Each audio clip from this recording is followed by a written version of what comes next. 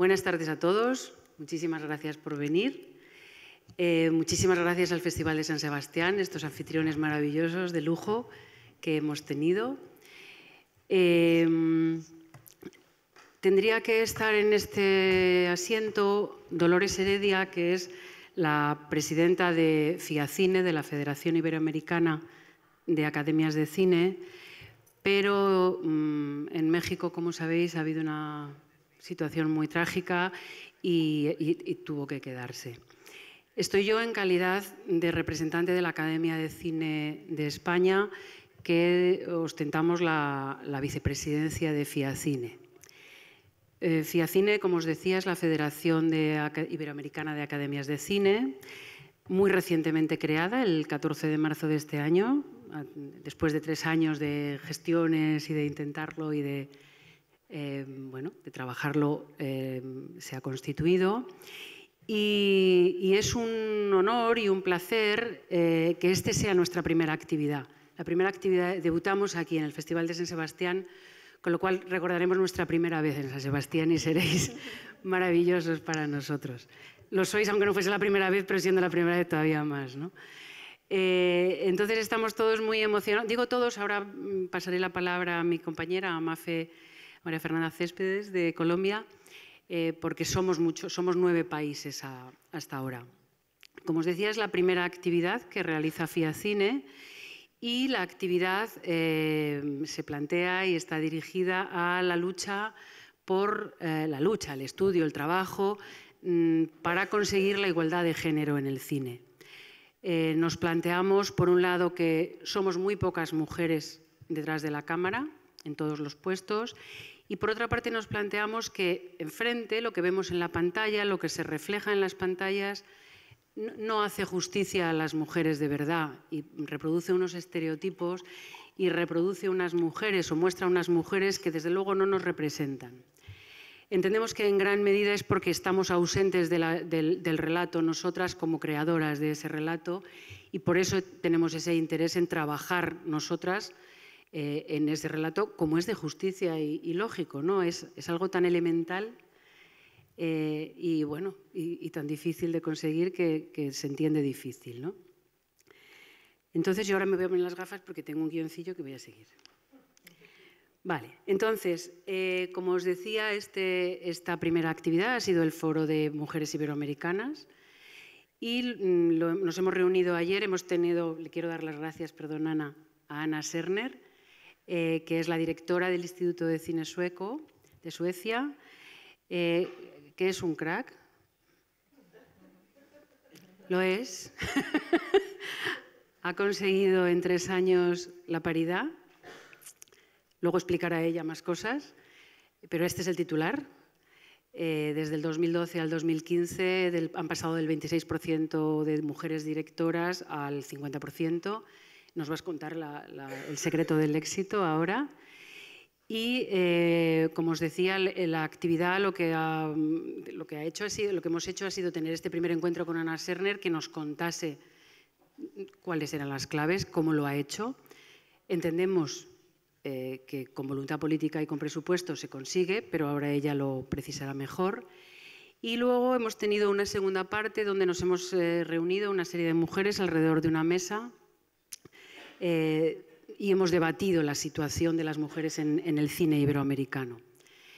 También quiero agradecer, en esa mesa había representantes del Gobierno vasco, de Iwan Network, del ICA, de CIMA, Caimán, Cuadernos de Cine. Bueno, había una representación de gente muy interesante que tenía mucho que aportar.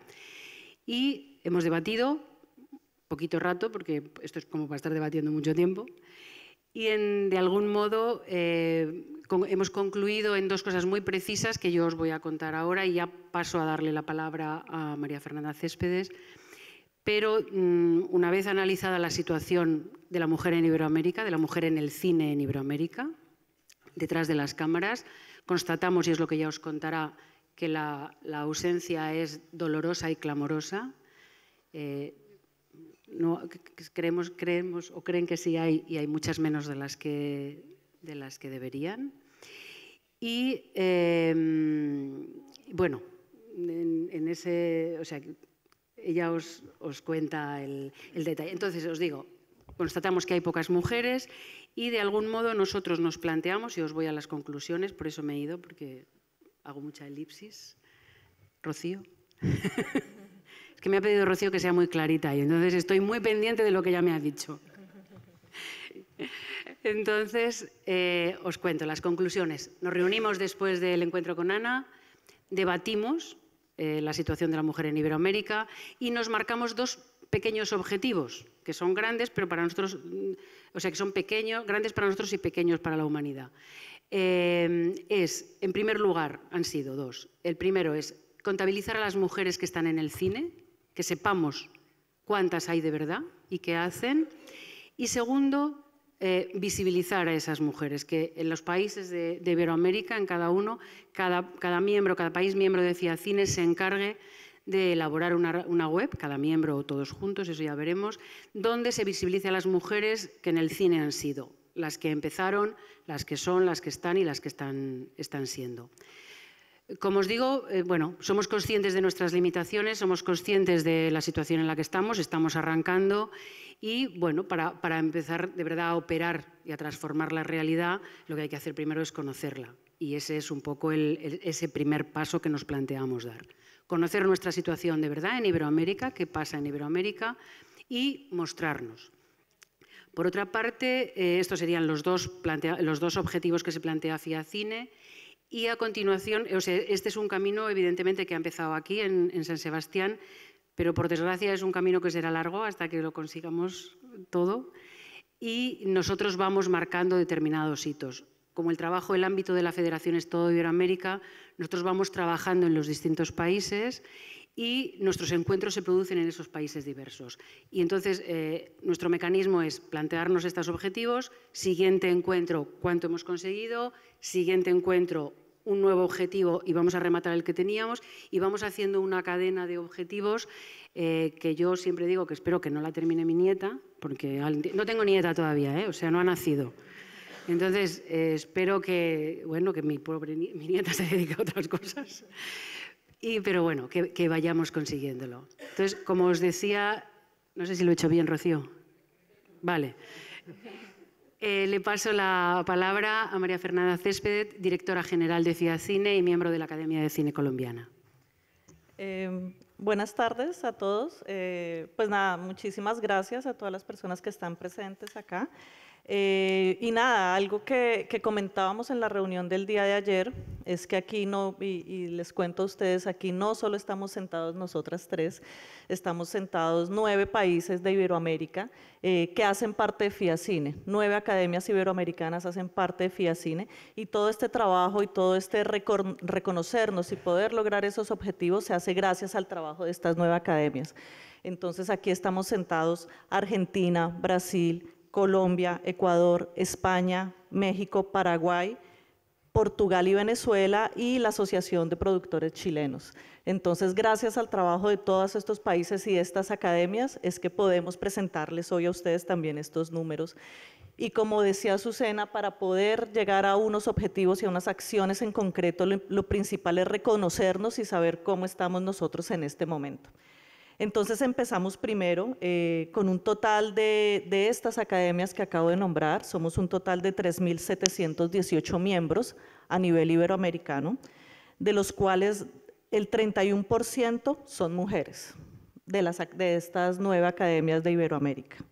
En la especialidad de dirección, el 18% de estos 3.718 miembros de academias son mujeres. En la especialidad de producción, el 27% somos mujeres. En la especialidad de guión, de estas 3.718, 22% somos mujeres. Dirección de fotografía, el 7% somos mujeres. Dirección de arte, 43% somos mujeres. Sonido directo, somos el 7% de estos 3.718. Música original, 7%. Especialidad de montaje, 22%. Especialidad de interpretación, es la que tenemos más a la par, y tenemos el 51%. Esto teniendo como base las academias de cine de Iberoamérica que les acabo de decir. Lo primero era principalmente saber cómo estamos como industria. También hicimos un análisis, gracias a todas estas academias, de todas las películas que se estrenaron en el 2016.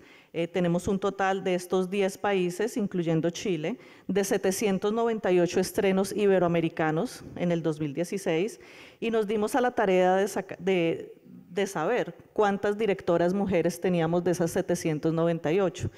El 10% de esas 798 películas de ficción, las directoras son mujeres, y en documental el 21%. Entonces, como nos podemos dar cuenta, siempre todos hemos sabido, o muchas veces pensábamos que teníamos una paridad en nuestros países. A mí hace algún tiempo me hubieran preguntado por Colombia y yo hubiera dicho, no, estamos a la par, y realmente los números son otros. Entonces, aquí es donde nacen nuestros objetivos de FIACINE con la federación, y es unir todas estas academias, y no solo las academias, sino unir a todos los países de Iberoamérica para darle más visibilidad a la mujer. Entonces es importante que tengamos estos números en la cabeza, porque parte de nuestros objetivos para nuestra siguiente reunión, y como Ana va a contar en un momento algunos de sus trucos que han sido maravillosos en su país, esos son nuestros objetivos para lograr con la federación. Le pasamos la voz a Ana. So thank you very much, and I'm really excited to be here. Things has happened really fast in the last period of years since I started my position in the Swedish Film Institute in 2011. I started off already having been what they usually called me behind my back, the bitch, working with gender equality wherever I was, and being a kind of official bitch. I always got the questions from the newspapers, and I was the one that people asked questions about gender equality. So starting off in the Swedish Film Institute, and of course realizing what low numbers we had.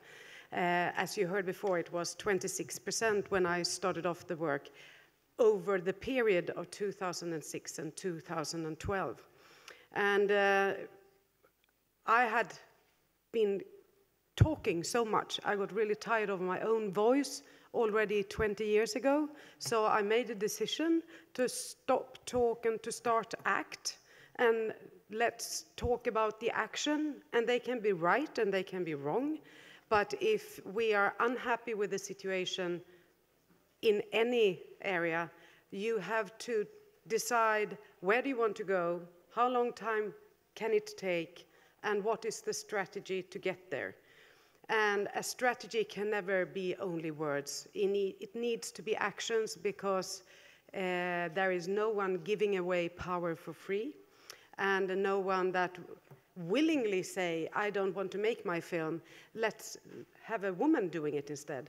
So you really need to have an action, and I made an action plan which was very simple, actually. We met 5 of the most common arguments why it wasn't gender equal, and these arguments are global, and it's within any industry, but in the film industry as well. And the first argument is always, there aren't any good women enough. We can't find them for giving funding support, we can't find them to distribute, we can't find them to the festivals, because they don't have enough quality.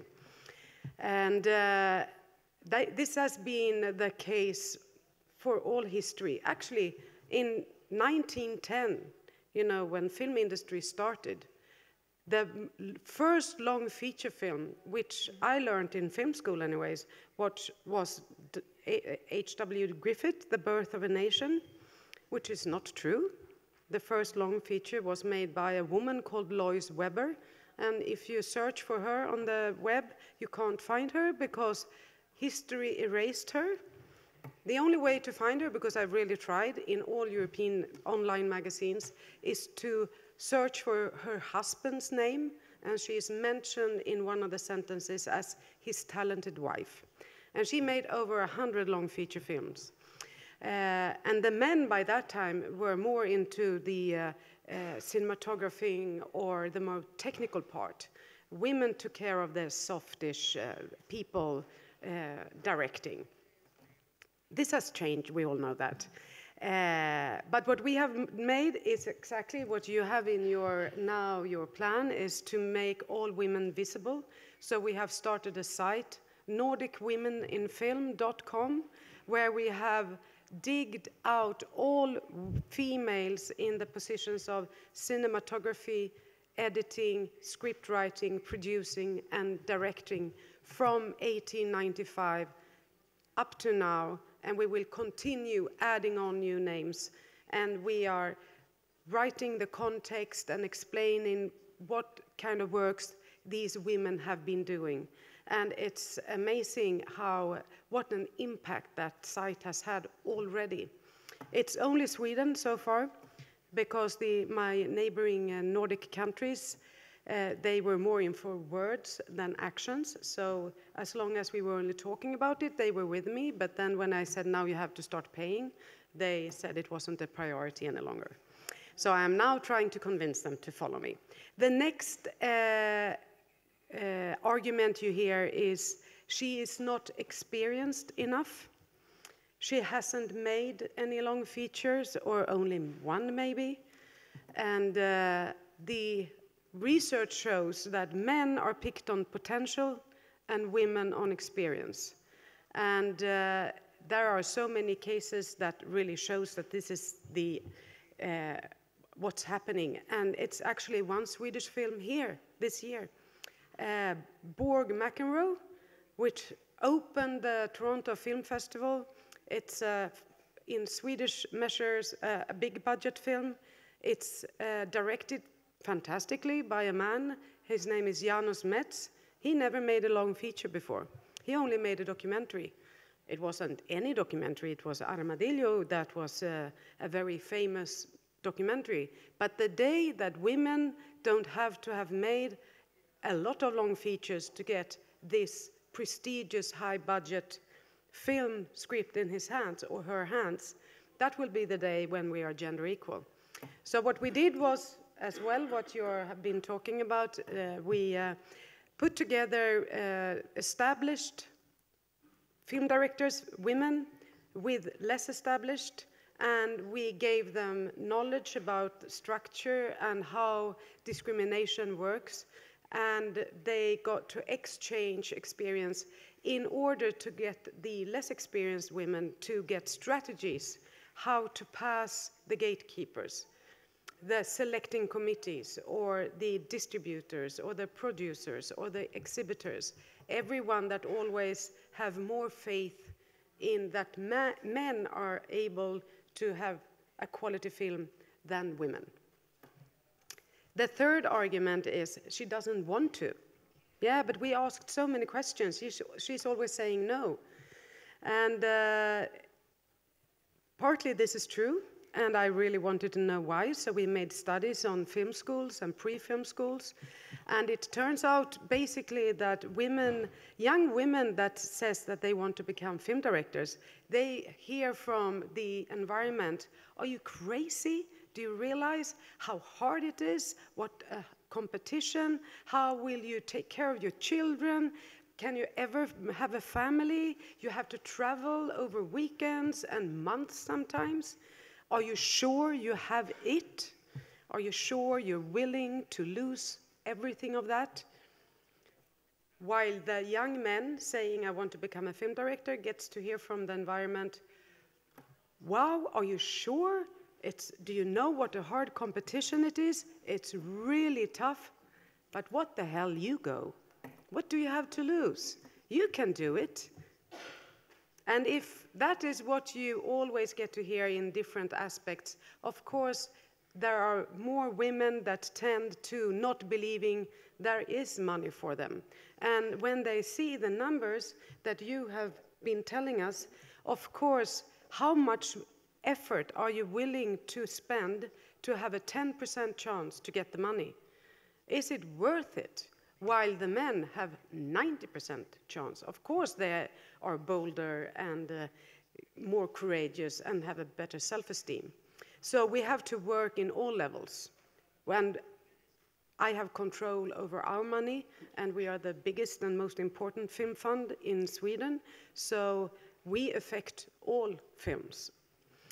The fourth argument is, you know, that is quota going for 50-50, and then we lose quality. We won't do quota because then there is no quality.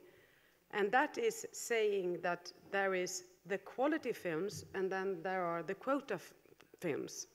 That's why we have not done quota, but I started off my job saying immediately that I'm not afraid of quota because I'm so convinced that women have exactly the same ability to make good films as the men. And I'm going to share, because I think this is very revealing of what is actually the case, what our unconscious bias tell us when it comes to quality. You know, all these selecting committees saying, yeah, but we know quality when we see it, and I know quality because I've been in the business for so long, and you can sense it, and it's all of those bullshit, actually, because we are used to recognize quality which we expect to be quality, which means that when the Boston Symphony Orchestra in 1999 was going to get more women into the orchestra, they made the audition anonymously. So they had the jury sitting there, a curtain, and the musicians walking in and playing their little song, walking out, and the jury never saw who it was. And then the jury picked, and they picked more men, which was very disappointing.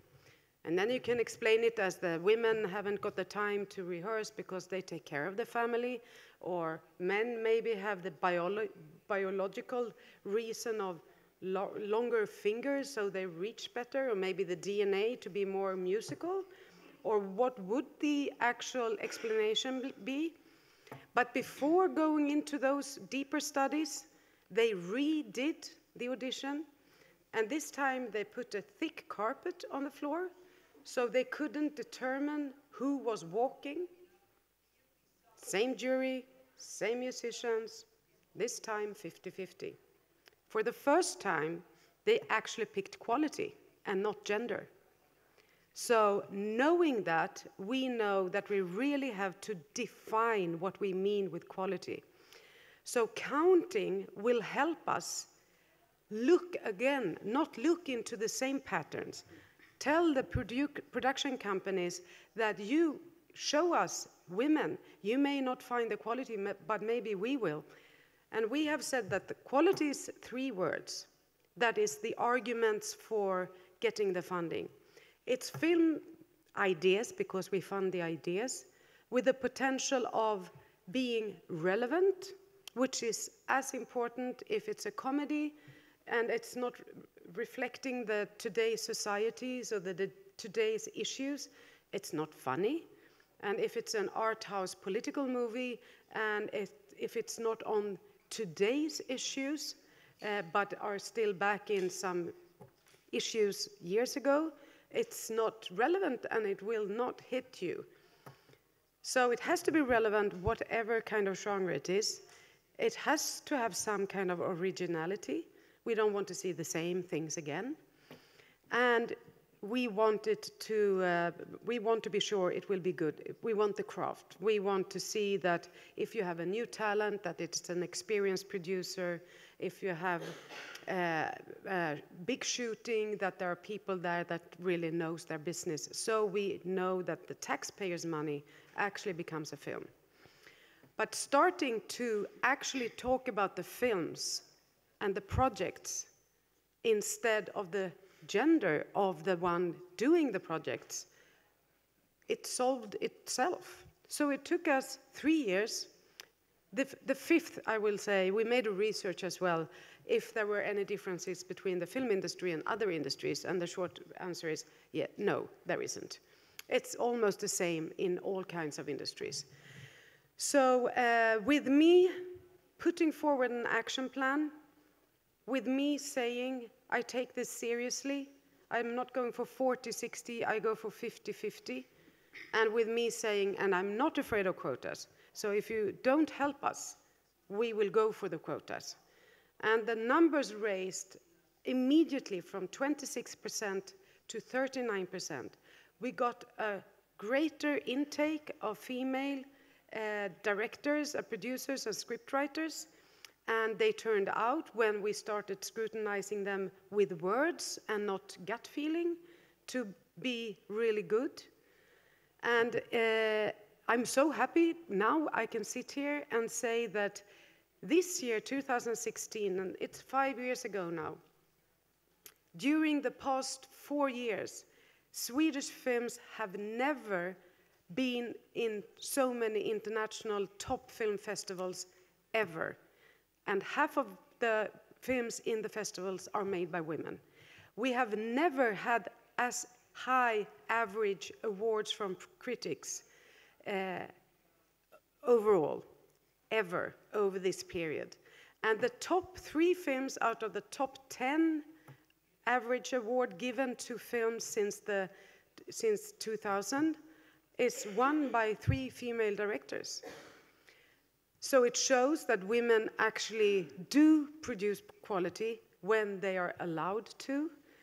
And this means as well that the rest of the filmmakers really shape up, because they know that the path to the money isn't as easy any longer. So suddenly the whole level has risen.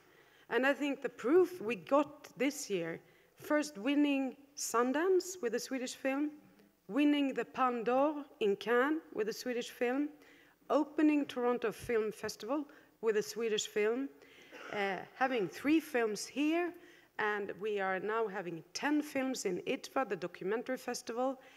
We won the finest animation prize in Annecy.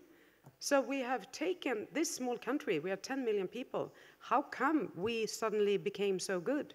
And I think it's because we have been working with quality through gender equality. And I've been trying to talk about this for years and years and being considered, oh, now she starts again. Now Anna is on the go again. So I was very surprised in 2015, 3 years after our launch of our action plan, when I was walking on the street in Cannes, and this woman comes up to me and says, "Can I take a selfie?" And I mean, you have been to Cannes, you know there are a lot of famous people there, so I didn't get anything. Why did she want to take a selfie? And why did she want to take a selfie with me? And there was a lot of questions. And I was like, why do you want to take a selfie? I said, because you're Anna Serner. And I said, yeah. Yeah, and yeah, gender equality. I said, yeah, and how do you know? And then I came to Toronto to TIFF, and I was invited to a panel. And you know, the panels, they are like, yeah, you get an applaud if you're happy. And then they said, and then it's Anna Serner, and people were screaming. So I became a rock star, from a bitch to a rock star in like no time. And I was like, what happened here? And then I realized in 2015, on the Oscar Awards, the women started to speak out. So Kate Blanchett, when she accepted the award, she told the story how it is being a woman in the film industry. And she was followed by Patricia Arquette, Meryl Streep, Susan Sarandon, Emma Watson.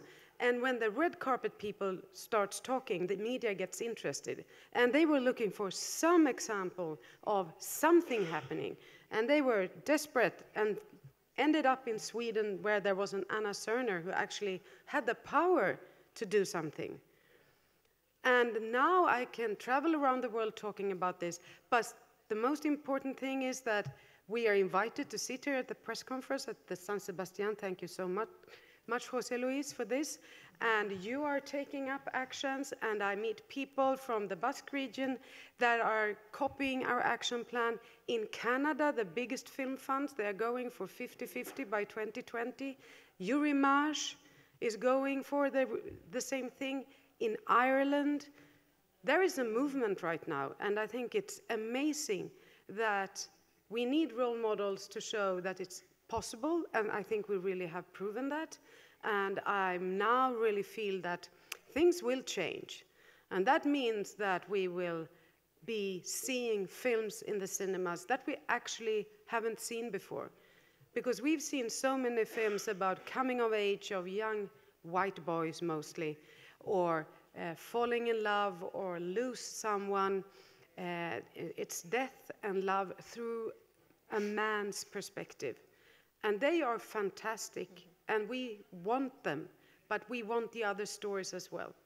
And if you believe that film is an important part of giving us a chance to understand ourselves, but each other and society, which I think film is the most fantastic culture phenomena, then we need to be more diverse and we need to let the new voices in. So I'm so excited to be here in 5 years' time to see, and in all festivals, to see what kinds of films we will be able to see. And I'm sure we will say that things did get better. Thank you.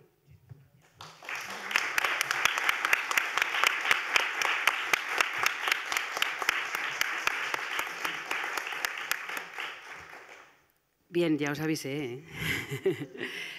Pasamos, si queréis, a las preguntas. Hola, buenas tardes. Quería preguntarle a la señora Anna Senner, ¿hasta qué punto es fundamental en este plan de acción que han llevado ustedes en su país a cabo el apoyo político por parte de los gobiernos? No sé si es fundamental el apoyo de los gobiernos, y también un poco para situar la industria sueca, me gustaría que nos contara qué presupuesto tiene el cine sueco y cuál es el IVA del cine en Suecia. Yeah, thank you. It's a relevant question.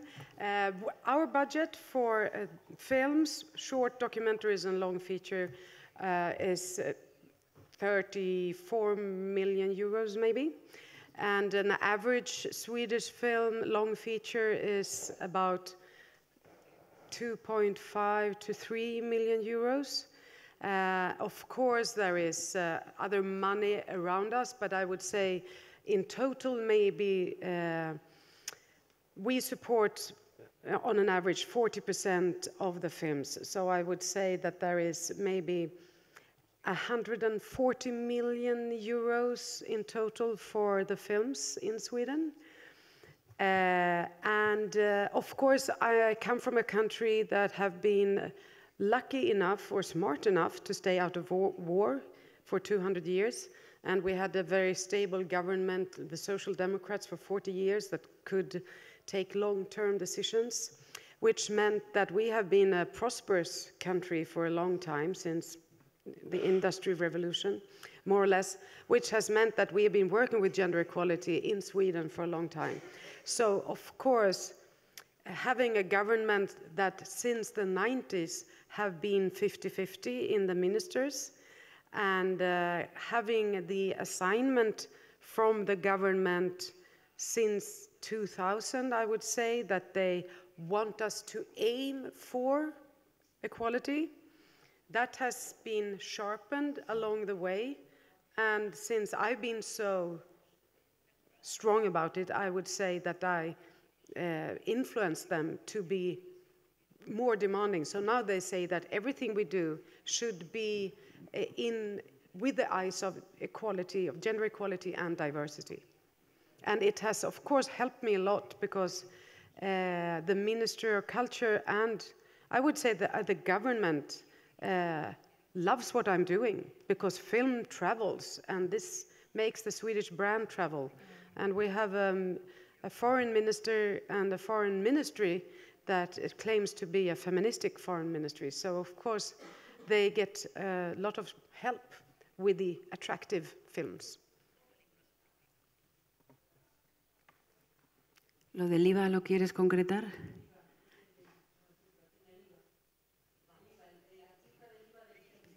The tax? Sorry. The VAT, we have 25% on cinema tickets since January this year. We used to have 6%. So it's a huge increase, which everyone is very upset with, because the rest of the culture is 6%. So this was a way of giving us budget, but we are not happy with the way.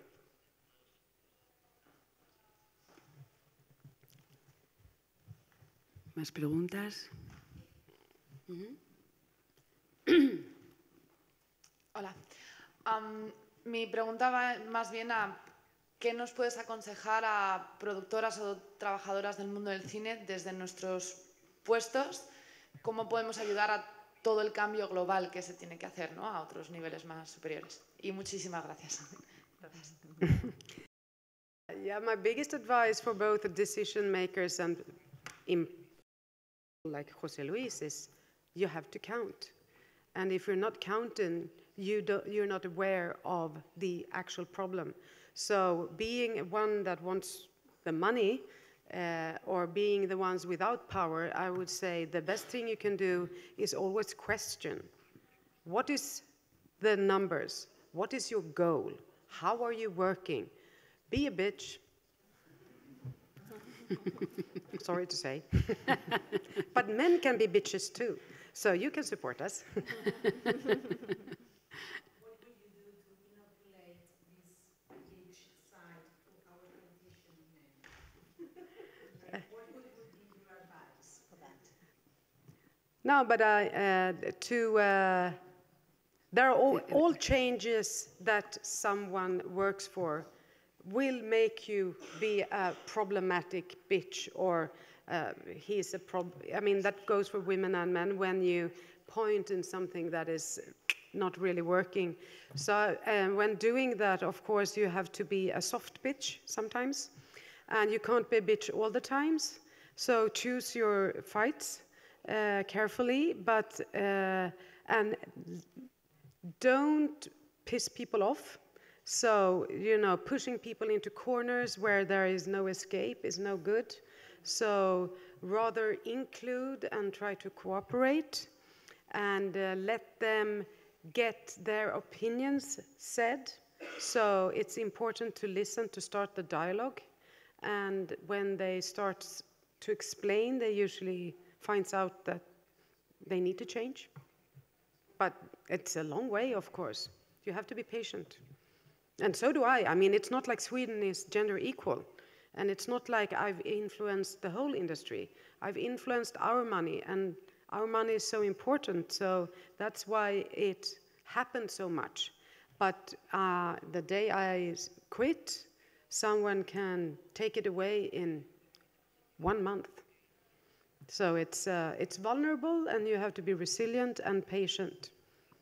Do you think there is makes any sense to sort of look at the men quota, right? Mm-hmm. We have a men quota. Yeah. Of 80%, depends on the countries. In Spain is about 85%, the men quota in the film industry. I mean, do you think any legal way to go against this quota? Yeah, that would be to demand that they only get the 50% quota. I really think the best way of doing it is to do it without the quotas. As soon as you do the quotas, it's all focused on the quota and not on the films. It's much better to educate in unconscious bias, to have ask the selecting committees, demand of the selecting committees that they actually start arguing for their votes and not only go for the ones they know or the ones that they have the gut feeling is good. I mean, we have to have higher demands now. And I think that is it's a challenge because we are very used to believe that we pick the best. And of course, the men that made the films, for example, that are shown here, not all films are great, ever, even in a top festival. But, I mean, of course, there are a lot of good men. So it's not that I say that they are bad. I just say that even they can get better. And there are women that are as good and sometimes actually better. So it's not like all men are bad. They are doing very good things. But we need to start understanding that it's the individual and not the gender that has the ability.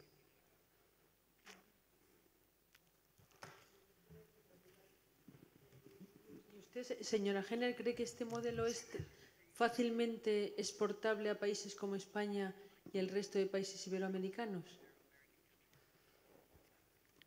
Yes, I know for sure it's easily exported to, for instance, Australia had a regional film fund in New South Wales, and I would say Australia they're very far away from Europe, so they are lacking some progressiveness. And there was this managing director, she took our action plan, copy-pasted it, and she achieved gender equality immediately as well. Then she got fired, though, and that is the problem. And Canada has done it, and Ireland has done it. But I think that the best thing, of course, is to take our action plan, and as I heard from the Basque region, that the Catalan region, that they take it and get influenced by it, and then you modify it. I think the most important thing is to have a plan and actually work after the plan. But in any change management, you do plans. So it's nothing new, but it's just new in arts and culture, I would say.